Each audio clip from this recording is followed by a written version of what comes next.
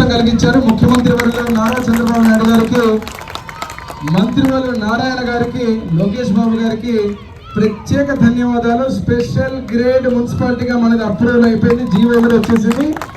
ఇంకా ఇప్పుడు పరిగెత్తే అభివృద్ధి కాదు, ఎమ్మెగనూరు మున్సిపాలిటీని ఇంకా ఇప్పుడు 70 కిలోమీటర్ల స్పీడ్ పోతుంది, 150 కిలోమీటర్ల స్పీడ్ పరిగెత్తించే బాధ్యత నాది. స్పెషల్ గ్రేడ్ అంటే మీకు అర్థం కాదు దాని బలం ఏందనేది.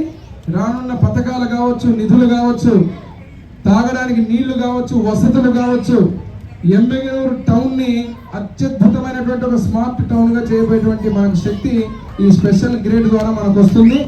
దీన్ని సాధించుకొని వచ్చినాం సంవత్సరం లోపు. ఎందుకంటే నేను కార్యాచరణ చేసి పట్టుబట్టి ఈ యొక్క స్పెషల్ గ్రేడ్ ని రావాలని చెప్పి తేవడం జరిగింది.